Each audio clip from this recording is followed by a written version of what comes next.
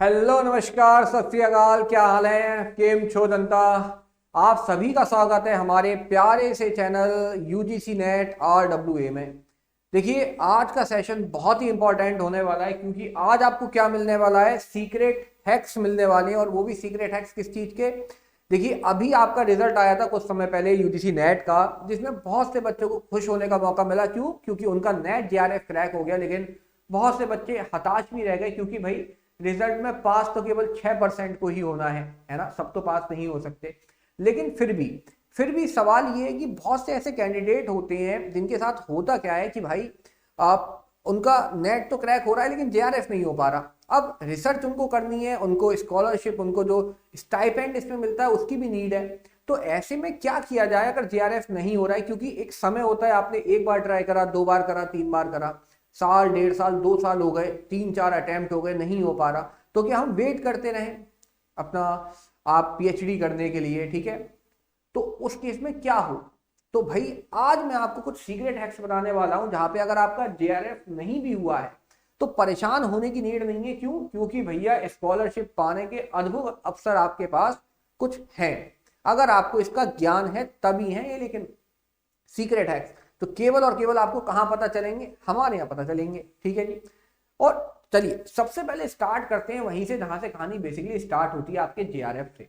देखो, जेआरएफ कितने परसेंट बच्चों का होता है? देखो, टोटल पहले लगभग 15% बच्चे पास होते थे इस यूजीसी नेट के एग्जामिनेशन के अंदर। ठीक है, तो क्राइटेरिया भी अलग थे पहले, मतलब 40% ईच पेपर में आपको लाना होता था। लेकिन अब क्या कर दिया गया है, अब मेरिट लगती है, आपकी कट ऑफ लगती है, उस हिसाब से आपको क्या भाई साहब 6% लोगों को पास किया जाता है इस एग्जाम के अंदर टोटल। और इन 6% में से भी 1% वो लोग होते हैं जो जेआरएफ की कैटेगरी में आते हैं। ठीक है जी। अब मेरिट कैसे डिपेंड करती है, जो कट ऑफ कहाँ जाएगी किसको पता? तो कट ऑफ कई चीजों पर डिपेंड करती है, कितने बच्चे अपियर हुए, बच्चों ने इस बार अच्छा परफॉर्म करा या नहीं। जैसे मान के चलो अगर ज्यादातर संख्या में लोगों ने मतलब आंसर ज्यादा सही दिए हैं तो मेरिट ऊपर जाएगी, कट ऑफ ऊपर जाएगी, आपकी जाहिर सी बात है। लेकिन कभी कभी क्या होता है, पेपर सरल होता है फिर भी कट ऑफ क्या रहती है, ज्यादा ऊपर नहीं जाती। क्यों? क्योंकि इस बार बच्चे जो अपियर हुए थे उन्होंने उस स्तर पर सवालों के जवाब नहीं दी। तो ये सब कई चीजों पे क्या डिपेंड करता है, वेरी करता है। तो इसी के साथ 1% का होता है क्या जेआरएफ, वही 6% के अंदर। तो इस 1% में आना अपने आप में बहुत बड़ी बात है।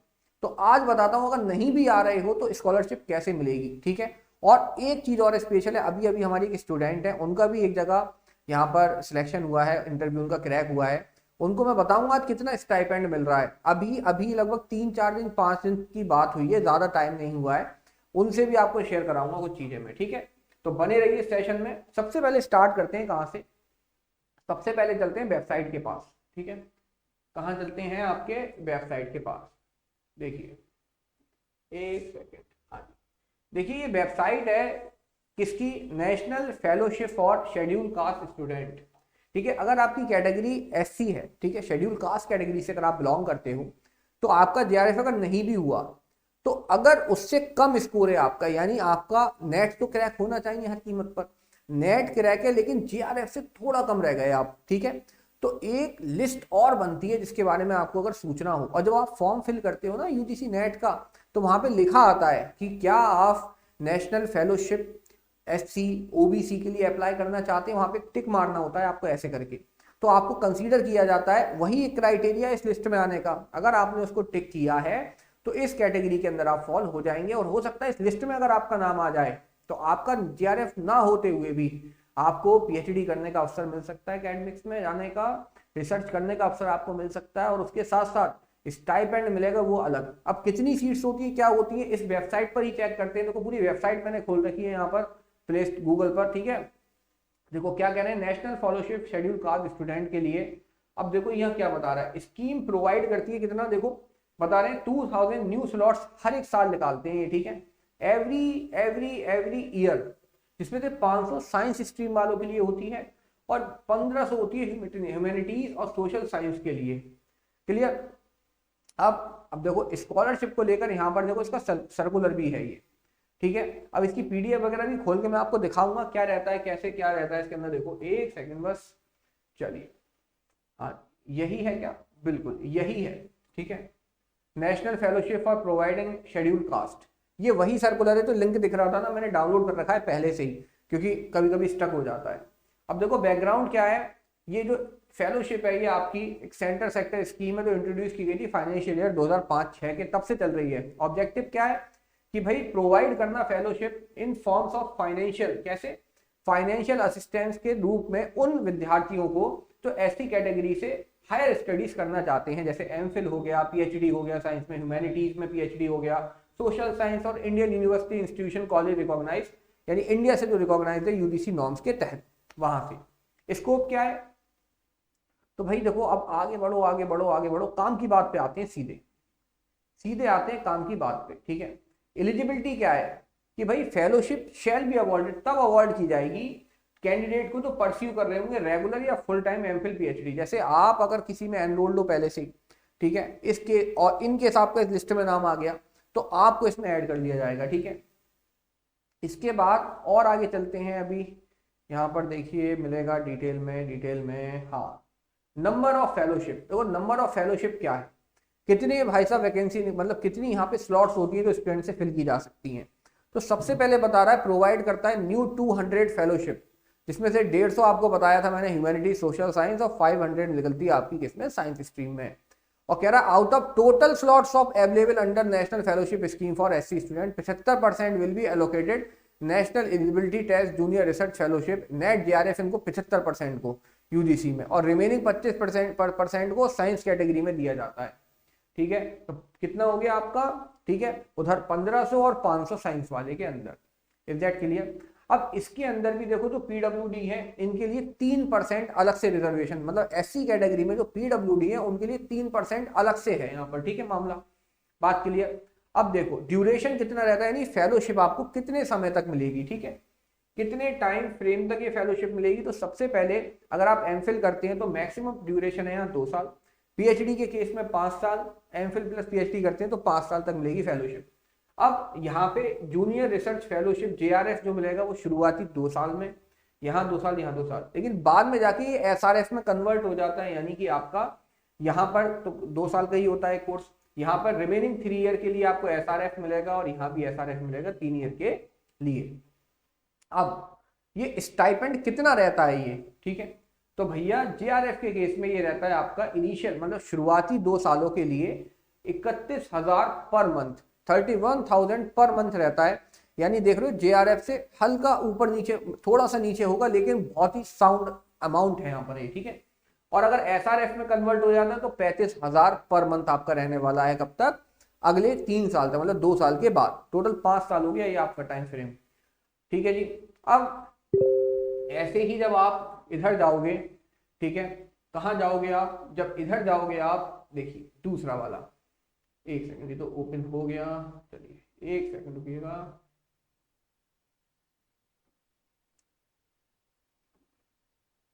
वेबसाइट खुल जाए। अब ये तो एससी कैटेगरी वाला हमने देखा, अब देखो ओबीसी कैटेगरी वाला ये दिखा रहे हैं, ठीक है।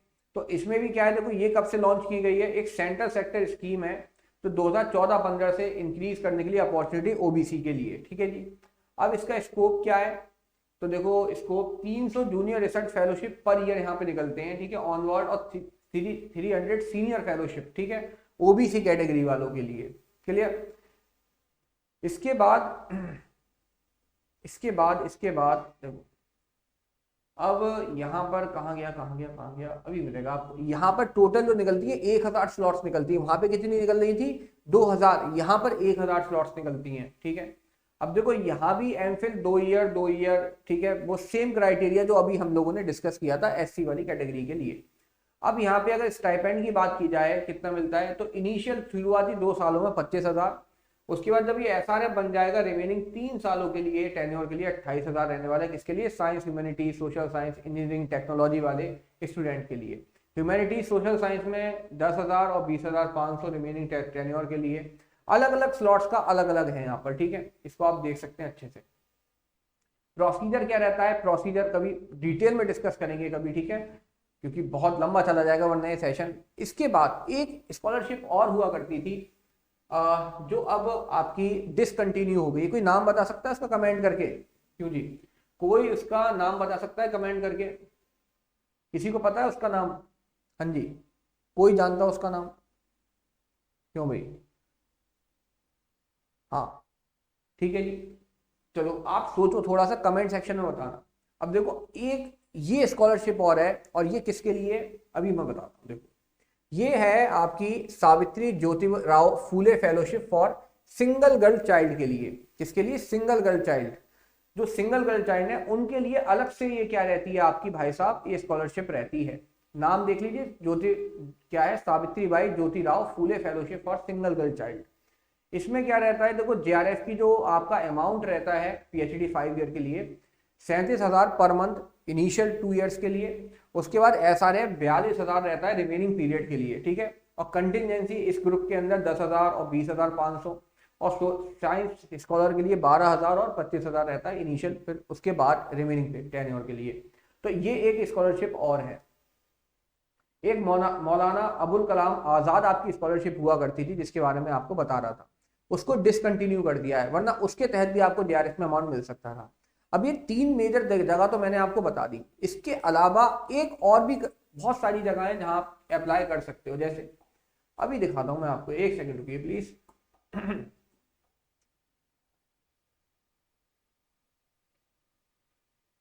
कहाँ गई पीडीएफ, कहाँ गई? Here it is. ये तो एनएफएसटी है। एक मिनट रुकिएगा प्लीज, अभी दिखाता हूं मैं आपको, ठीक है जी।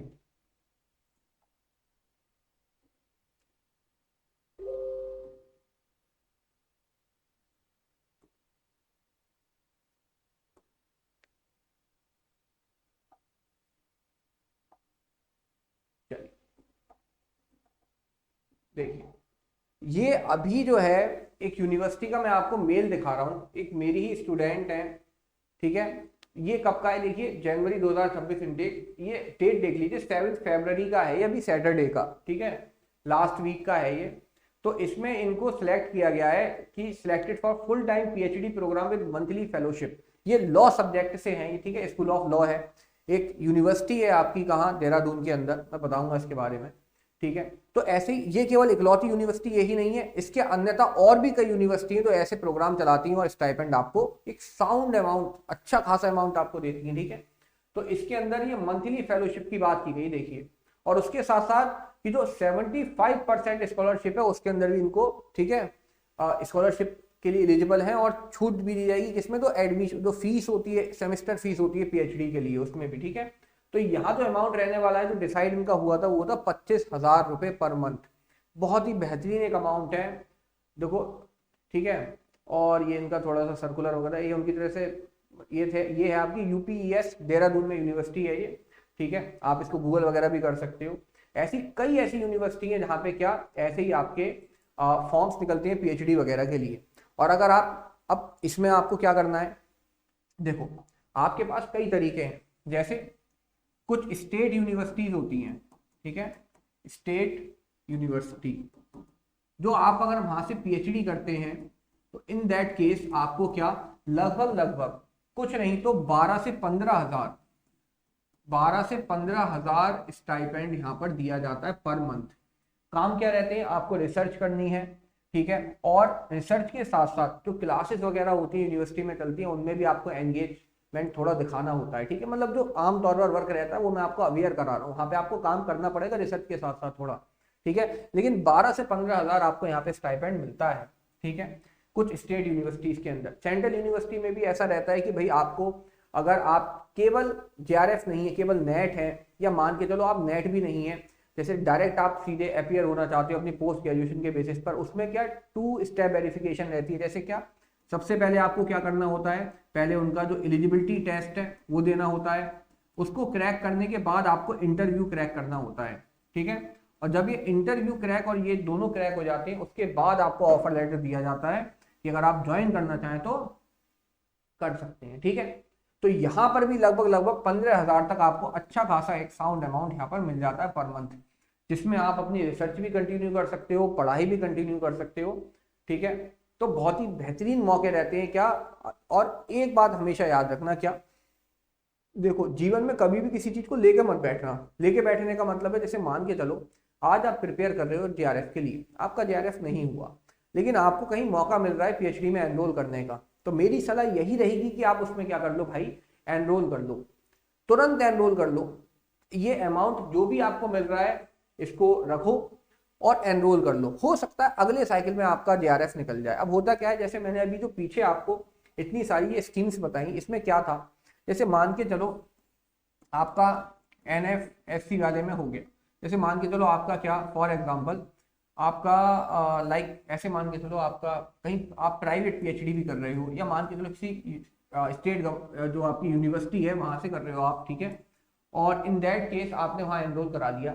अब आपके 6 मंथ हुए या 1 सेमेस्टर हुआ है वहां पर, उसके बाद आपका जेआरएफ हो गया, ठीक है, उसके बाद आपका जेआरएफ हो गया, तो ये जेआरएफ यहाँ पे एनरोल हो जाएगा, यहाँ पर एप्लीकेबल हो जाएगा, ठीक है जी। मान के चलो आप कहीं कर रहे थे, आपका कुछ नहीं तो इसी लिस्ट के अंदर नाम आ गया एनएफएससी में, तो एनएफएससी में नाम आने के बाद आपको क्या करना होगा, यहाँ पे लगभग शायद 2 या 3 मंथ का यहाँ पे टाइम फ्रेम रहता है, तो इस 2 या 3 महीने के अंदर आपको एनरोल कराना होता है अपने आप को, किसके अंदर, इस स्कीम के अंदर, ठीक है।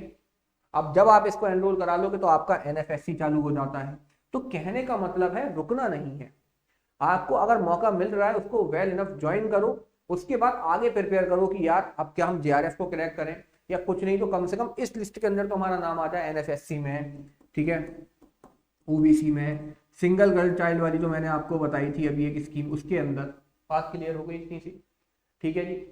तो ये बहुत सारे तरीके हैं जिससे आपको स्टाइपेंड मिल सकता है। तो केवल जेआरएफ पे डिपेंड रहना, जब आप करियर को लेके अपने क्या है भाई साहब कॉन्शियस हो, तो उस चीज में थोड़ा सा स्टक ना हो, यही सजेशन है।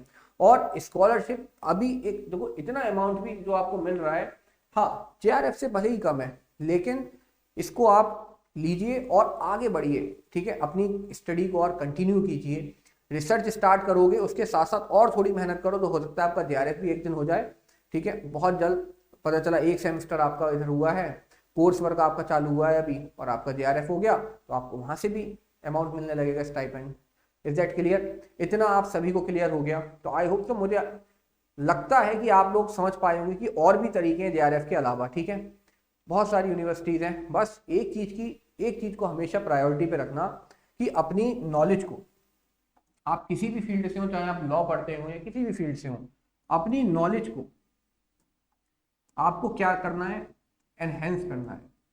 अपनी नॉलेज पे काम करो, अपनी पर्सनैलिटी पे काम करो, ठीक है। पर्सनैलिटी का मतलब है आपका वे ऑफ टॉकिंग क्या है, आपका एक स्कॉलर की तरह बिहेव करने का क्या है, आपके जो गेस्चर्स हैं वो कैसे हैं, ठीक है। तो उन पे थोड़ा सा वर्क करो, ताकि लोग जब आप इंटरव्यू में जाते हो ना, तो केवल आपकी नॉलेज, केवल आपकी कोई पर्टिकुलर थिंग मैटर नहीं करती, वहां आपका बोलने का तरीका, आपका रिगार्ड करने का तरीका, ये सब चीजें मायने रखती हैं। तो इन सब चीजों पर ध्यान दें, अभी से काम करना स्टार्ट करें। धीरे धीरे जब काम करोगे तो आगे जाके आपको खुद ये महसूस होगा कि हाँ, हम में आज सुधार हुआ और हम आगे आए और हमें इससे फायदा हो रहा है, ठीक है। तो बहुत बहुत धन्यवाद आप सभी का, जो आपने इस लेक्चर को, इस क्लास को, एक छोटे से सेशन को हमारे देखा, और आई होप सो आपको जानकारी मिली होगी। अगर कोई भी आपका क्वेश्चन हो तो आप कमेंट करके पूछ सकते हैं, मैं उसमें आंसर कर दूंगा आपको, ठीक है। तो मिलते हैं आप सभी से एक नए लेक्चर में, एक नए सफर में, एक नए सेशन में। जय हिंद।